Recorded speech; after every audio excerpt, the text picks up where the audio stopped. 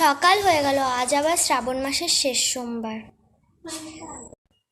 যাই, অনেক কাজ বাকি আছে। আবার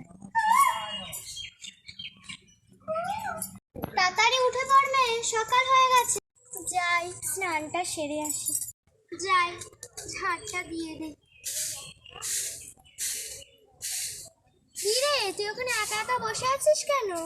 কেন, এমনি। ও, আরে কি হয়েছে বল না। আচ্ছা মা, আজকের কি রান্না হবে? আজকে তো ডাল আর শাক ভাজা হবে। ও না, এক কাজ কর, ভাতটা বসিয়ে শাকটা তুলে আন, আমি মন্দির থেকে এসে রান্নাটা করব। ঠিক আছে মা, শাকটা তাহলে তুলে আনি। তাহলে আমি গেলাম।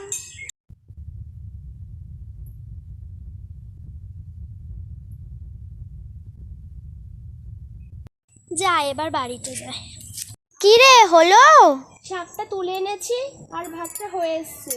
ও মা, আজকের অন্যভাবে শাক ভাজাটা করো না। আচ্ছা, ঠিক আছে। প্রথমে কড়াটা গরম করতে বসিয়ে দিয়েছি, এবার আমি ফোড়ন দিচ্ছি, এবার আমি শাকটা দিচ্ছি, এবার আমি একটু এতে নুন দিচ্ছি, হলুদ দিচ্ছি আর একটু লঙ্কা গুঁড়ো। এবার আমি একটু নাড়াচাড়া করে নিচ্ছি, এবার আমি ধনেপাতা দিয়ে নামিয়ে দিচ্ছি। এই মেয়ে, শাক ভাজা করেছি, কেমন হয়েছে খেয়ে বলবি আয়। নে, খেয়ে বল কেমন হয়েছে। অনেক সুন্দর হয়েছে মা।